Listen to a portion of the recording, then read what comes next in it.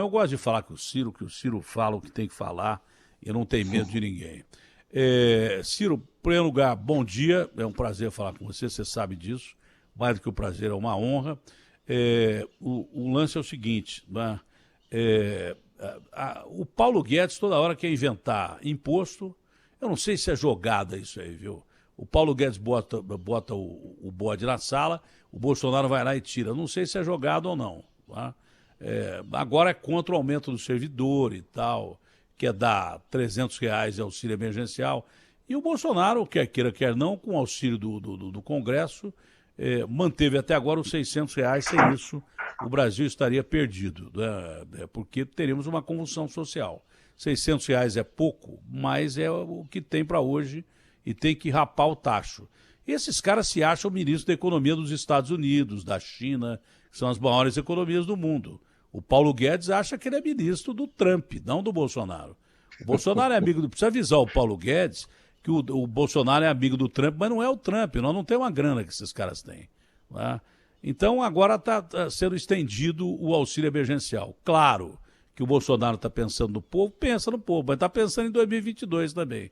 Como é que você analisa toda essa situação, Ciro? Olha, Datena, bom dia para você. Fico feliz mais uma vez de ter a oportunidade de conversar com um amigo. Lamento que o amigo ainda esteja no rádio, porque eu suponho que você tinha outra tarefa para cumprir, que tinha lhe obrigado a sair, mas, enfim, deixemos para outra ocasião essa sua outra vocação. Bom, as pessoas sabem o que eu estou dizendo. Nós da política gostaríamos muito de que o Datena viesse participar, porque ele tem vocação, né? Essa voz aí independente, agressiva quando é necessária, ao lado do povo, é uma voz Se importante. for É um uma saudação convite para o seu partido mais para frente, eu vou pensar. Porque para o Senado eu vou, porque com um detalhe, eu vou sair da televisão, e aí quando eu sair da televisão os caras vão acreditar, porque senão ninguém acredita mais que eu vou para política. E política o cara precisa ser macho que nem você. Não sei se eu sou tão macho que nem você, ou macho que eu digo é ter coragem, porque tem mulheres com mais coragem que a gente. É isso que eu estou querendo dizer. É preciso não ter rabo de palha. É isso aí. Não ter rabo de palha. É só isso. Então, deixa eu te falar. O Brasil está naquela situação em que todos brigam e ninguém tem razão. Porque nós temos uma situação econômica que é a mais trágica da história brasileira. São números. O déficit, o buraco na conta do governo, a diferença entre o que o governo vai arrecadar esse ano e o que o governo vai ter que gastar com a pandemia ou fora da pandemia, mas o maior gasto é com o serviço da dívida pública, juro, rolagem de dívida, o buraco vai chegar a quase estonteantes R$ 1 trilhão. São 917 bilhões de reais o número que nós estimamos hoje. Isso é 8 vezes o maior da história. E não está sendo feito nada para equilibrar isso. Pelo lado da despesa, não há mais aonde raspar. Não há onde mais raspar, porque o investimento já é o menor da história, tem quase 8.000 obras paradas só do governo federal. Enfim, a economia está numa depressão profunda e o investimento público é zero. Os custeios também têm várias distorções e tal, e o Bolsonaro e o Guedes têm agravado essas distorções, porque na reforma da Previdência, por exemplo, enquanto o sacrifício de 80 de cada R$ 100 de sacrifício caiu no lombo de quem ganha até R$ 2.500, os generais tiveram, as patentes superiores, tiveram aumento que saiu o general de 22 mil para 35 mil reais. Então, o Bolsonaro está aí nessa grande encruzilhada. Ele viu que a popularidade dele parou de despencar, nem é tão verdade que ele está virando popular novamente e tal, mas parou de despencar porque quando ele tomou posse, a grande verdade é que o lulopetismo tinha deixado o Brasil com mais da metade do nosso povo ganhando R$ 413 por cabeça por mês, Datena. Esse é o número trágico quando o Bolsonaro tomou posse. E se você consegue, ainda que tenha sido por pressão do Congresso Nacional, mas quem paga é a Caixa Econômica, o governo é que tem o dinheiro, etc., o povo é generoso, é grato, com razão, isso é uma virtude do nosso povo, mas você trouxe a renda para a maior parte dessas pessoas para R$ 600. Então, se eu ganhava 413 e passa a ganhar 600, eu estou comendo um pouco melhor. Não é? E é evidente que é natural que a população tenha esse espírito generoso de gratidão. Mas não tem como projetar isso, porque o que bota para frente uma nação é o trabalho decentemente remunerado. Tirar do cofre público direto para a população, enquanto o desemprego está explodindo, as falências e concordatas estão quebrando milhões de micro e pequenas empresas no Brasil, nós precisamos debater uma solução. Quem não tem moral para propor aumento de imposto nesse país? Paulo Guedes. Porque passamos a campanha inteira eu dizendo, o sistema tributário precisa ser reformado, ninguém paga imposto sobre lucros e dividendos. Eu era ministro, eu cobrava imposto de 35% de renda nos grandes salários acima de R$ 500 mil, né? A dispensa de impostos passa de 300 bilhões por ano, e a CPMF é uma impertinência, não sei o que e tal, e eles diziam, não, não, não, não. Ele ganhou a eleição e eu perdi. Agora é justo que quem ganhou dizendo que não ia aumentar imposto, aumente imposto? Não é, isso é uma fraude. E eu estou com a sua opinião. Principalmente porque cobrar imposto de gente rica, o cara não tem peito para fazer isso. Mas também não adiantava nada cobrar imposto de gente rica, porque quem não paga imposto é o rico. O pobre já paga na fonte. O rico é que não paga. Grande parte de quem não paga é o rico. E, ao contrário do que as pessoas pensam, só se fala em corrupção. Corruptor e corrupto.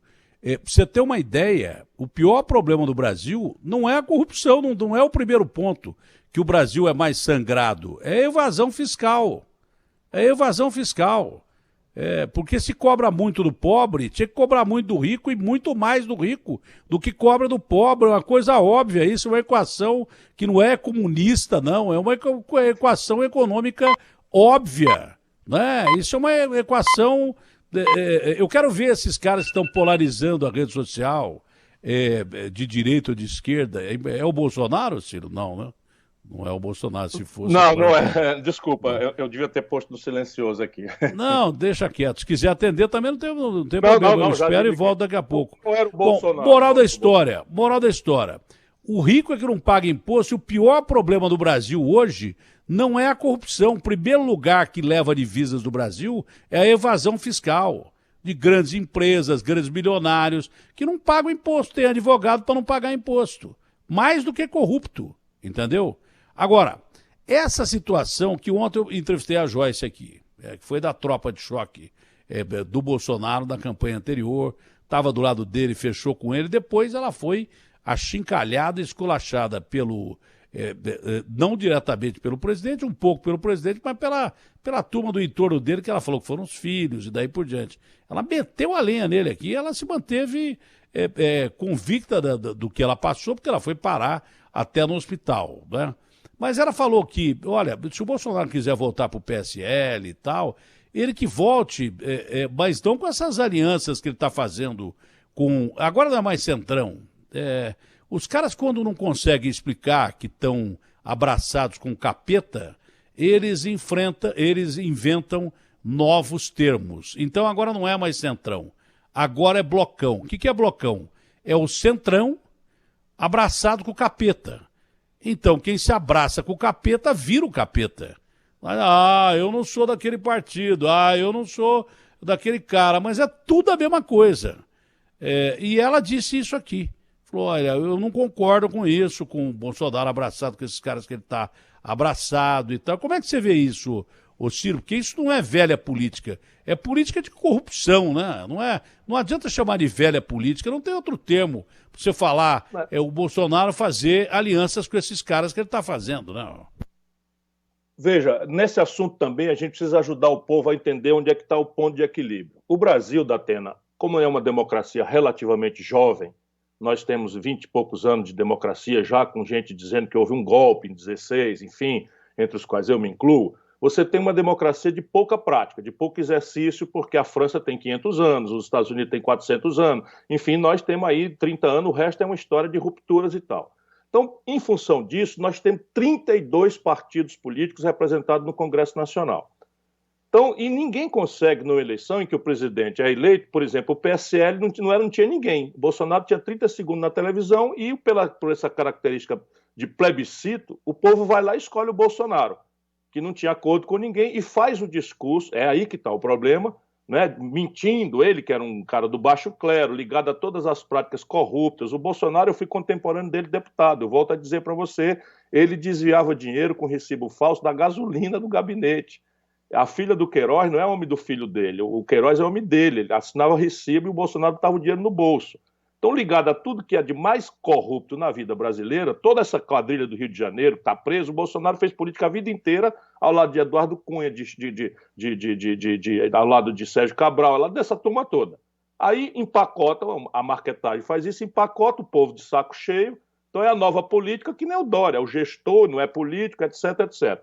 Resultado, cai na realidade. Se elege e o Congresso Nacional tem 32 partidos. E ali está o desenho. Se você quer mudar o sistema de impostos para cobrar mais daqui ou daquela, precisa negociar com o Congresso. Se você lá atrás disse que não ia negociar, que toda negociação é suja, você criou uma contradição. E aqui está a grande contradição. A contradição é o seguinte: toda aliança é legítima desde que você seja capaz de responder duas perguntas. Está se aliando com quem, para quê? Pronto. Essas duas perguntas. Então, repare, é possível, Ciro, é possível o cara se aliar ao sujeito que é corrupto, ao sujeito que tem um monte de processo, entrar no chiqueiro e sair sem o cheiro, ou não é possível isso? Você acredita que com essas alianças... É possível se você fizer essa negociação em cima de um misto de temor e gratidão. Então, o corrupto, ele vai abordar qualquer presidente da República. Se o presidente da República mostrar para ele que o caminho dele por ali tem saída, tem volume, esse presidente está morto. É o caminho do Bolsonaro, é o caminho do Lula, é o caminho do Fernando Henrique. Veja, todos se desmoralizaram, é o caminho do Collor. Isso é que os políticos não aprendem.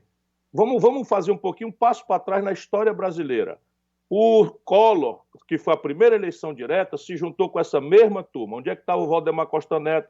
Onde é que estava o Roberto Jefferson? É o mesmo pessoal, muda quase nada. Onde é que foi parar o Collor? No impedimento. Depois entra o Fernando Henrique. O Fernando Henrique, até a reeleição, comprou voto, não sei o que e tal, vinha bem. Quando se juntou com quem? Quem estava lá? Valdemar Costa Neto, Roberto Jefferson. É a mesma turma, estou só citando dois que foram condenados e que são mais conhecidos. Mas é a mesma turma. E o Fernando Henrique, eu tive essa discussão muitas vezes. Uma vez ele disse para mim: olha, Ciro, um dia você vai sentar nessa cadeira, mostrando a cadeira do presidente da República, e você vai ver que o presidente da República que não se acertou com o patrimonialismo, ele inventa umas palavras bonitas para dizer que a compra de voto, a roubalheira, lotear o governo com corrupção. Eu disse para ele: eu não concordo com isso. Por quê? Porque eu servi no governo Itamar Franco. O Itamar Franco fez o oposto.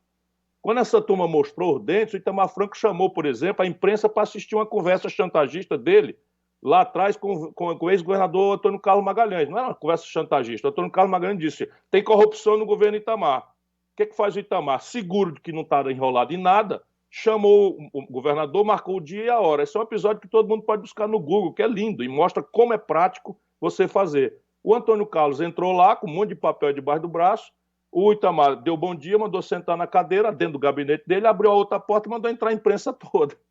Né? Então, pois não, senhor governador, onde é que tem corrupção no meu governo? Porque corrupção vai ter em qualquer governo. A questão é saber se o presidente da República está de acordo com isso ou não. E o Itamar sabia que se garantia porque não estava de acordo com isso. Depois, o principal braço direito do Itamar foi acusado de corrupção. O Itamar afastou ele do governo, que era o ministro Argrives, e pediu preferência da CPI para apurar, que deu preferência, apurou e o Argrives era inocente, voltou desagravado. Eu fiz isso quando governador.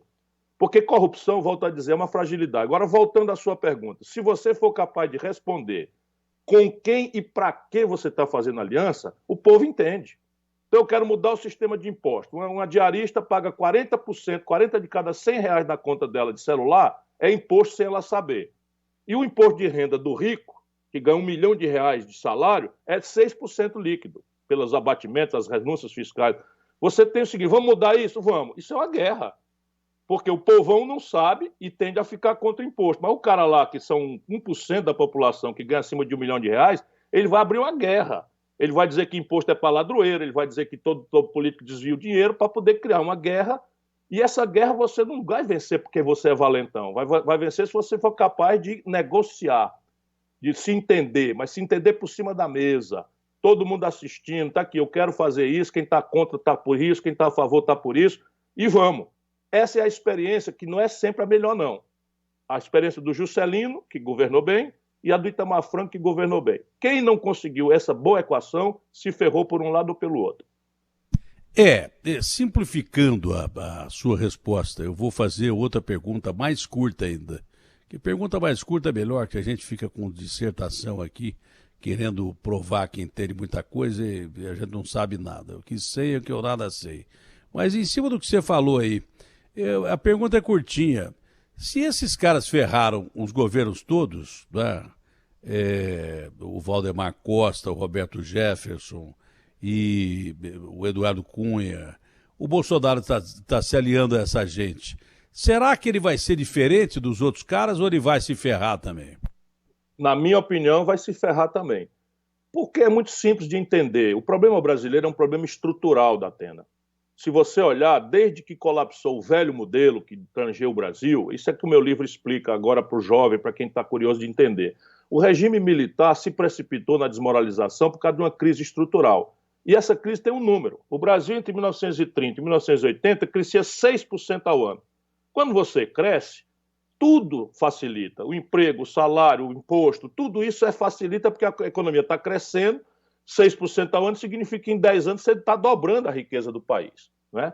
Então, de 80, quando o país quebrou, na crise na crise do juro americano, porque, enfim, é uma história mais comprida, mas lá, o país cai de 6% para 2% até 2010. E de 2010 para 2020 está zero. Então não cresce. Se o país não cresce e nasce 2 milhões de crianças por ano, a riqueza que tem que dividir. Se você tem uma concentração de renda brutal, você tem uma miséria estrangulada aí, forçando a barra da desmoralização de todo o governo. Por que o Bolsonaro se desmoraliza, de repente, muda 20 pontos em 2 meses? R$600. E não é porque o povo é desonesto, não, é porque o povo está num limite de pobreza, de miséria, de dependência, que você conhece bem, eu falando tu, como a gente fala aqui com os amigos no Ceará, você conhece muito bem, porque você nunca se afastou, não é, da opinião do povo real brasileiro. Mas estruturalmente não dá para segurar isso se o país não voltar a desenvolver. E com a fórmula do Guedes, não há nenhuma chance do país se desenvolver. Ao contrário, o Brasil está quebrando. Todo mundo vai ver que o Brasil vai quebrar. Quem olhar hoje a proporção do valor do real para o dólar, já está vendo. Sabe quantos bilhões de dólares fugiram do Brasil? Porque assim, quando você vem um terremoto, os passarinhos voam tudo. O ser humano não entende, porque não tem o instinto correto. Mas os pássaros, eles vão todos para outro canto. Pois é assim o capital estrangeiro. Eles têm informação privilegiada, eles estão vendo incrementação de risco, eles estão vendo o rombo nas contas do país e estão vendo essa gravíssima contradição. O Bolsonaro gostando da popularidade que a ajuda ao povo deu e o Guedes navegando na maionese como se fosse o ministro do Trump. Você tem toda a razão, isso aí, se você me permitir, eu vou usar. O Guedes é ministro do outro planeta, é de Marte, não é do Brasil. Ele não conhece o Brasil, não sabe de nada do Brasil. E tem essa interdição ideológica, quer cobrar imposto de classe média e de pobre. Do rico ele não quer, porque é a turma dele. E tem uma agravante aí que você colocou muito bem. Veio o Tarcísio e falou assim, eu vou fazer estrada, eu vou ter que colocar ferrovias no Brasil, que a gente não tem ferrovias e são importantes. Eu vou criar obras para gerar emprego. O Guedes vem e corta o barato do cara. Se você não der oportunidade de atrair investimento externo, fazer o país se desenvolver e criar campo de trabalho, não adianta você criar o Renda Brasil, que você só vai fazer com que o Estado gaste mais e que o cara se acomode ali. Se você não criar um campo de trabalho para o cara que, com dignidade, trabalhando, ele possa viver melhor e ganhar até mais do que ganha no Bolsa Família, ou Renda Brasil, ou raio que o parta, se você não tiver investimento externo agora, nesse momento, e a gente tem capacidade de ter investimento externo, porque é mentira que o Brasil, olha, se começar a gastar tanto, que o Bolsonaro falou isso ontem, porque o Guedes falou para ele, porque o Bolsonaro entende de economia o mesmo que eu entendo de foguete, e vice-versa, você entendeu? O Bolsonaro falou lá, como é que é o negócio? Uma palavra, endividamento. Aí, se você se endividar muito, o cara não vem botar dinheiro aqui. Foi o Guedes que buzinou no ouvido dele, você entendeu? Se você não criar obra para atrair o investidor de fora para cá, você está ferrado. Endividamento, meu irmão, nós temos uma dívida pública impagável, imoral, por causa de um Estado inchado, porque não teve reforma política, porque tem gente com 90 assessores no Supremo, 60 no Senado, 30 na Câmara, e gente ganhando muita grana, muito dinheiro, que isso gera uma dívida pública impagável. Já é impagável a dívida pública brasileira, só que nós temos um aspecto. A gente conseguiu praticamente zerar a nossa dívida externa. Então você tem capacidade sim de atrair investimentos, se você fizer obras, criar emprego e não fazer o cidadão depender sempre de auxílio que o Lula pegou lá do Fernando Henrique, transformou em Bolsa Família e saía com 35 ou 40 milhões de votos, né? O Bolsonaro está de olho nisso também. Com 65, 70 milhões de gente no Renda Brasil, ele está eleito. Ou eu estou enganado?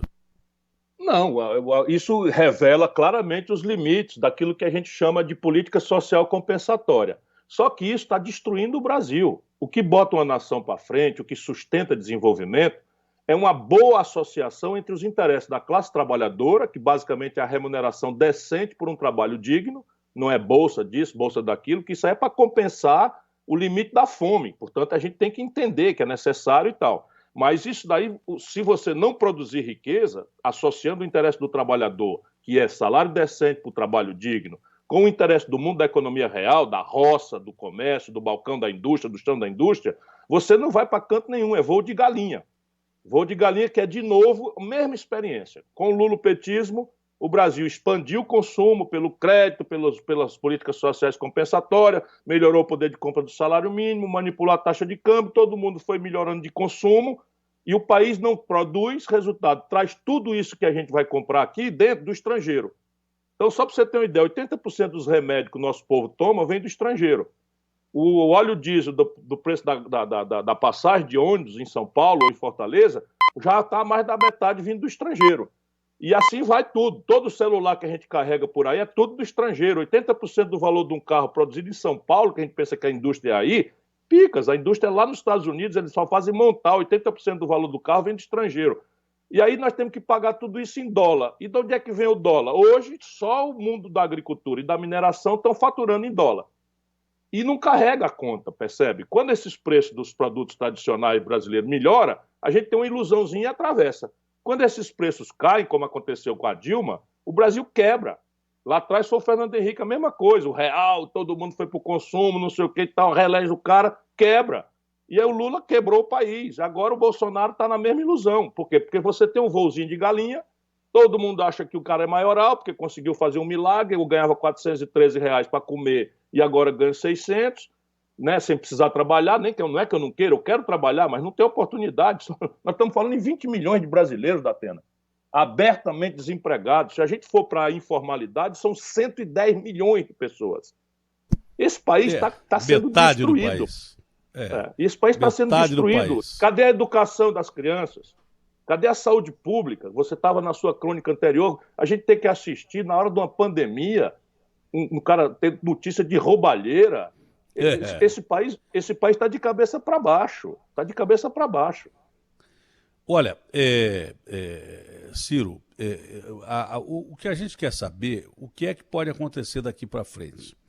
Porque a maioria dos militares, você trabalhou com militares durante muito tempo e até conhece muitos deles, a maioria dos militares é nacionalista, gosta do Brasil, não rouba o Brasil. A maioria é gritante dos caras.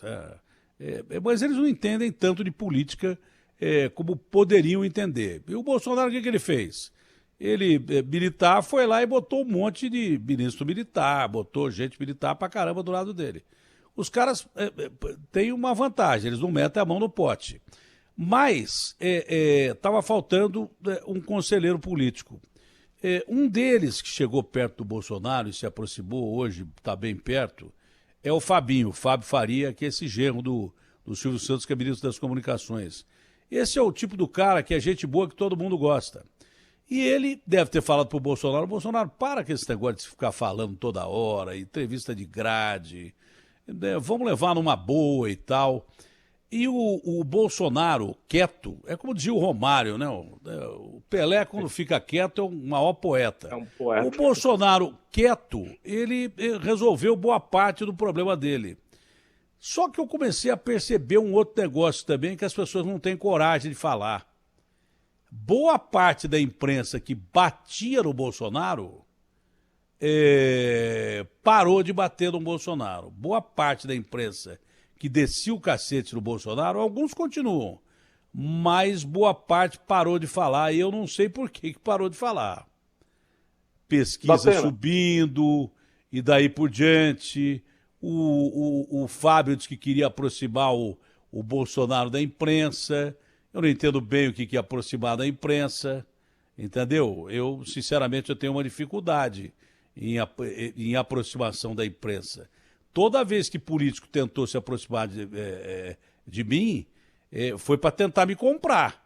E eu mandei o cara para aquele lugar e dizer, ó, o detalhe é o seguinte, os caras, e se começar a mexer muito saco, vou denunciar vocês amanhã aqui, lá no meu programa e tal. Então, eu estou estranhando muito essa situação que o Brasil está passando agora.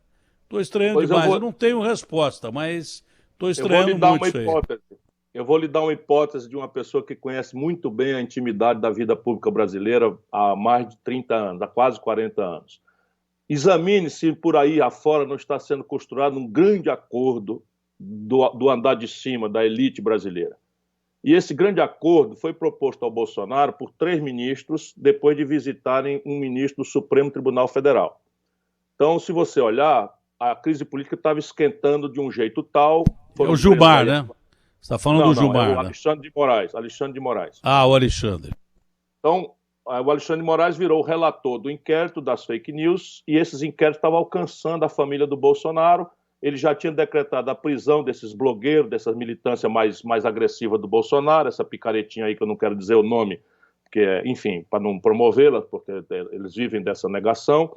Mas, enfim, essa que estavam soltando foguete lá em cima do Supremo, então estava esquentando demais a crise. O ápice desse calor e o Bolsonaro dobrando a aposta.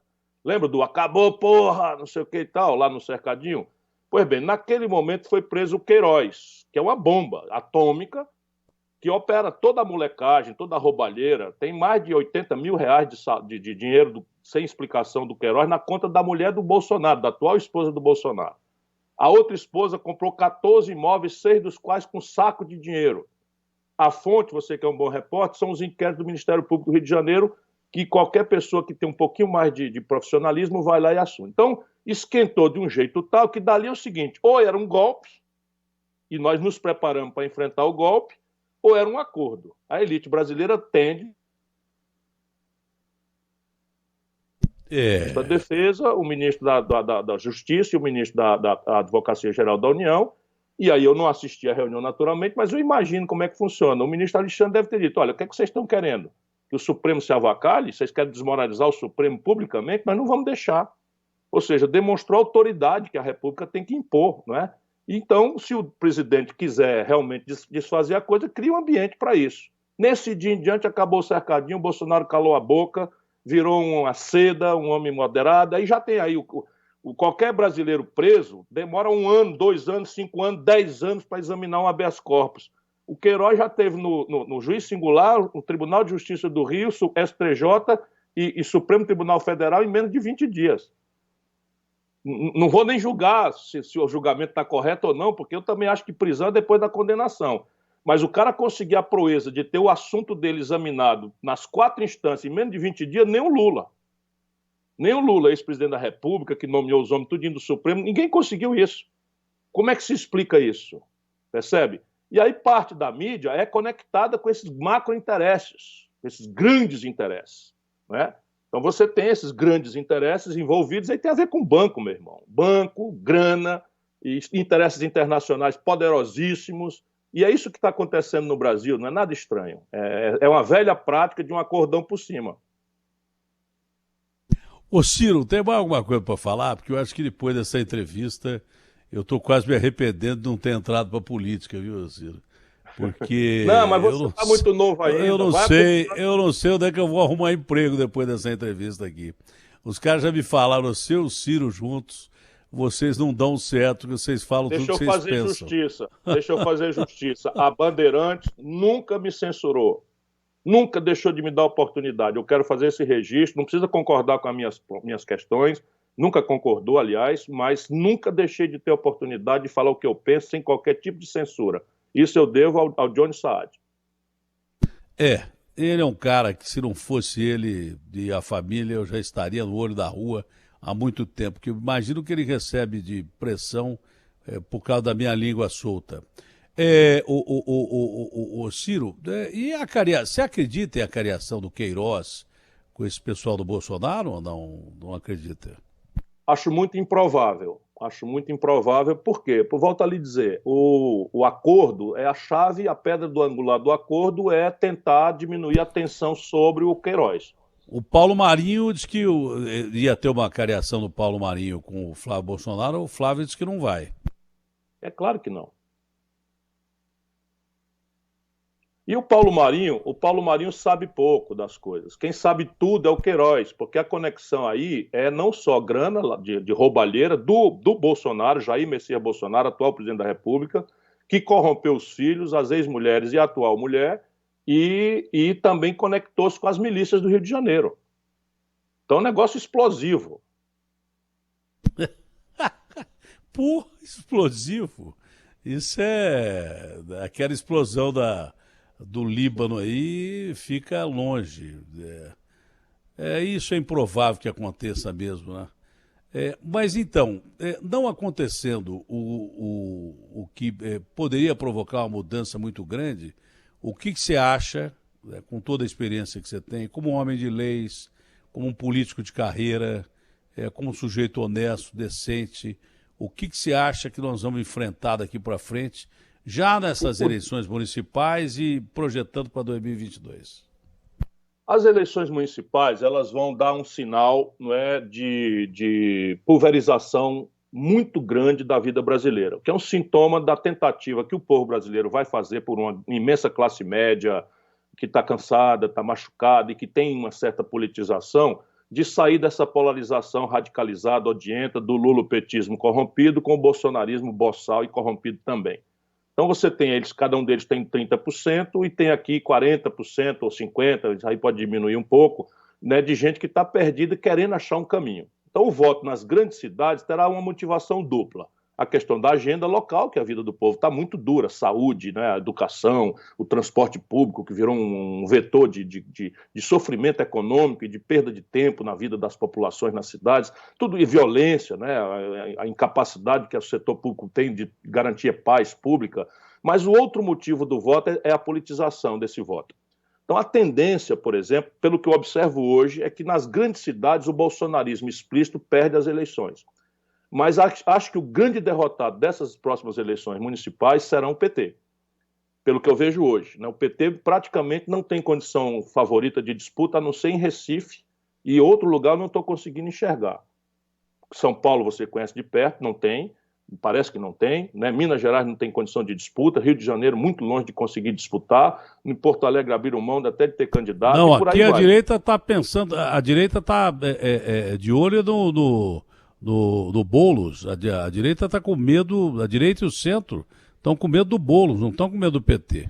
Estão Nós com medo vamos do tentar Boulos. construir um caminho no meio com o Márcio França. Nós estamos tentando criar na Marta Rocha, lá no Rio de Janeiro, o Márcio França em São Paulo, o Calil em Belo Horizonte, e essa chance desse outro grupo, que aí já não é um partido só, entende? É uma coalizão de centro para a esquerda, em que nós vamos dar uma alternativa para o povo votar em bons administradores, antes de mais nada, mas que tenha compromisso em desarmar essa bomba de enfrentamento odiento, radicalizado, que está botando o Brasil para se dividir de um jeito muito agressivo. Entretanto, se eu posso estender um pouquinho a resposta, é a economia que vai dar o deslinde do fim do ano.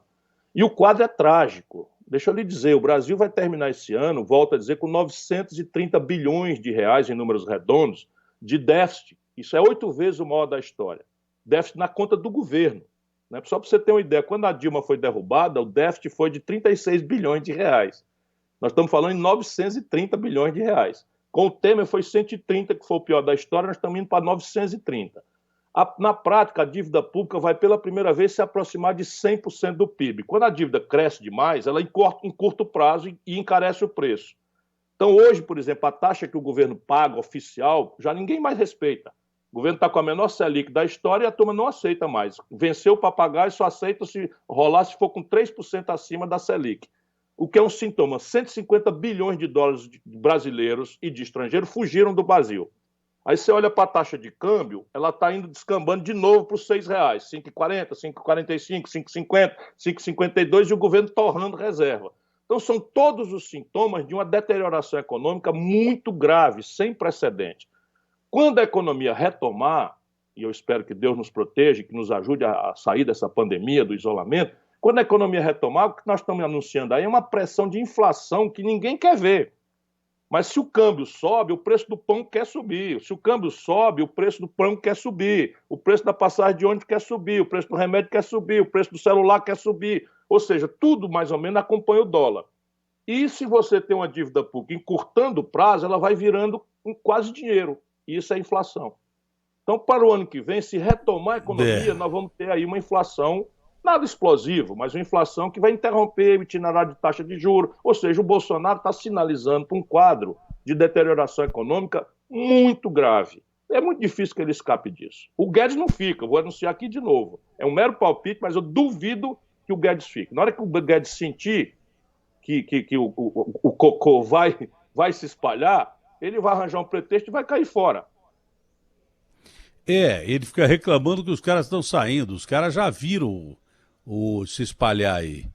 Os caras que já caíram fora já viram que ia se espalhar.